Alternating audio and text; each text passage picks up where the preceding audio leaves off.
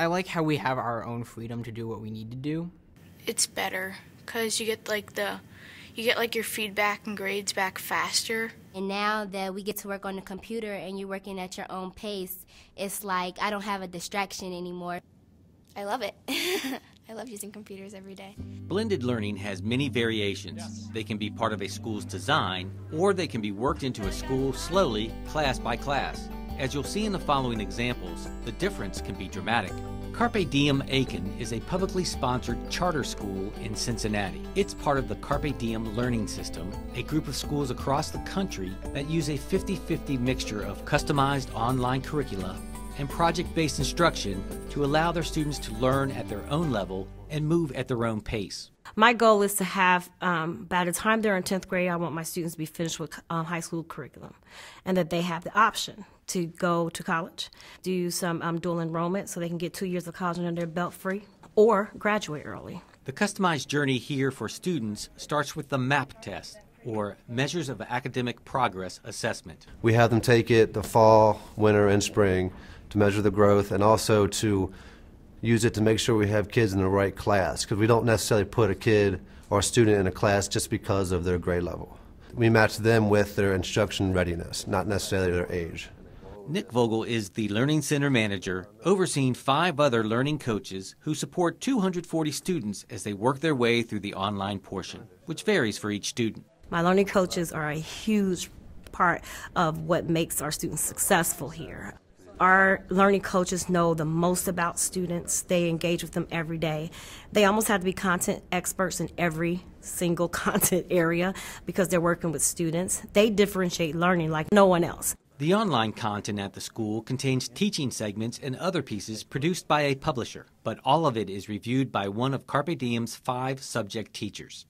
Because remember, we multiply it times each if it's in front.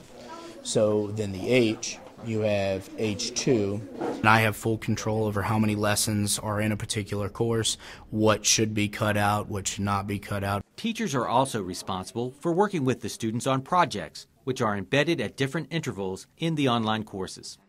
So I can say that this is equal to that, right? Because they're both equal to D. Before 3 of the unit tests, they have to do a project.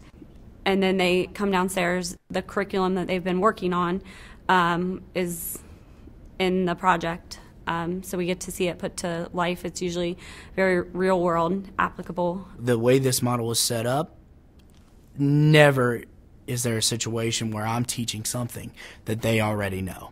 I am truly jumping in and giving them unique experiences. It's very independent. You do what you need to do or it doesn't get done. And I kind of enjoy that because I'm more independent. Each day, students like Maddie can manage their own class schedule, but real-time data tracking helps them stay on pace to complete courses and graduate on time or earlier. You can work at your own pace.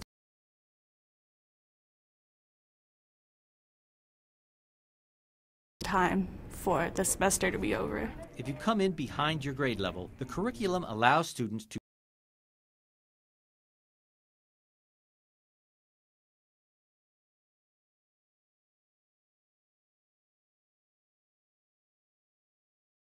And I'm already in my 2nd semester of 2 classes, which will then put me ahead of what I need to be.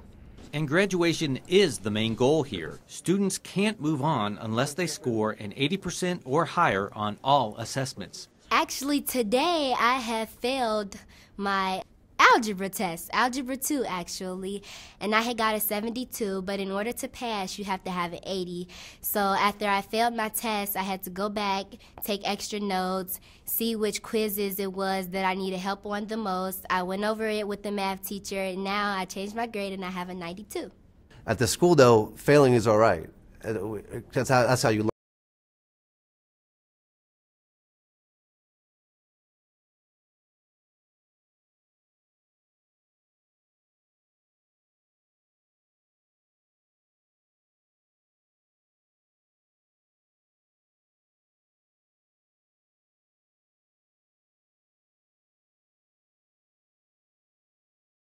For a map standpoint, most of our students grow by at least a year and a half in every content area from August to December. So we meet our projected growth by December typically, and we exceed that at the end of the school year. The results may be encouraging, but educators in this environment must be ready for their new roles. We've really made the jump to PBL, and that has been a big transition, but it lends very much within the way that I teach, getting kids to come in, sit down, start working.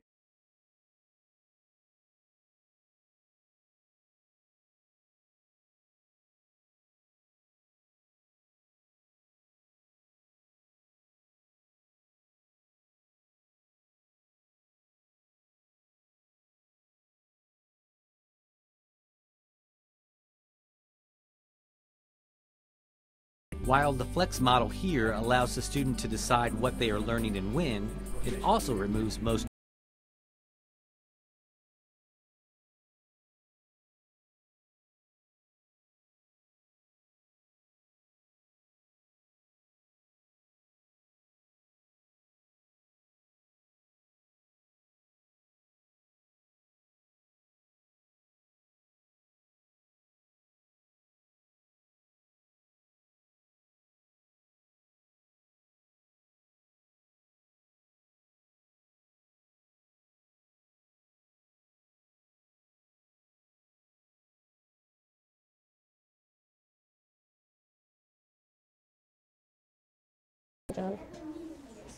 We do a combination of face-to-face, but we will take our notes online, we'll share our notes online, and we'll have a face-to-face discussion between students. The ways that I do it for social studies in particular is looking at a certain content and all the different ways to access that information. So why are you posting this one? Most of our work in language arts and social studies is online, which is nice. For most projects and presentations, you can work by yourself or with a group. Some people prefer group work, some people prefer individual. For me, it just depends on what we're doing. 35 out of like the 55 minutes are online, and we have some discussions mixed in and some like instruction periods. If we're writing a story in a group, we usually get on a Google Doc and share it with everyone in the group, and then we can all work on it at the same time. The projects are always tied to the standards, but it's up to the student to find and research the information on their own terms. And so maybe through a video, maybe through a reading, and maybe through a discussion. And so having students understand the ways that they learn best gives them different opportunities to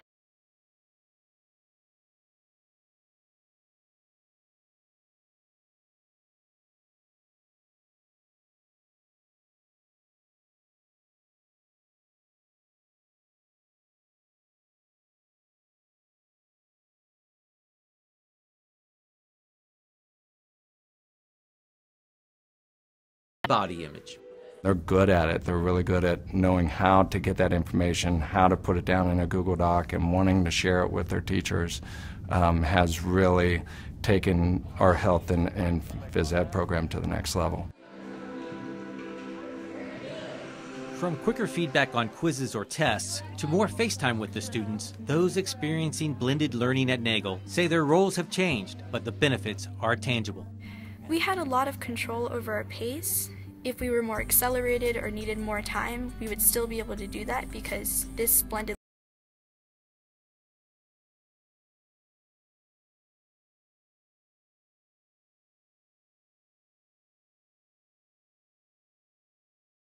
control.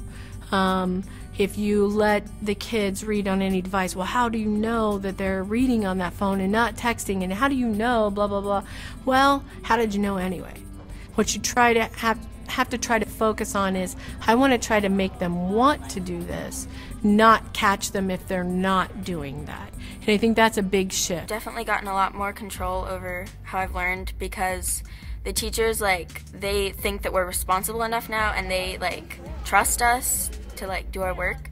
Initially, it was very difficult to kind of take a step back as the teacher to kind of lead kids into a direction, but then, kind of completely give up, all of the control really of the classroom. However, I found though that kids become so much more engaged in the content and what they're learning, and the learning that is occurring is so much more in depth than anything I could do on my own. Yeah, what I'm really excited about is that I've seen individuals that would consider themselves tech phobic who are within just a few weeks diving in the deep end when it comes to integrating technology into their classroom, because they're starting to see the merits of using some of these blended learning principles in their classroom.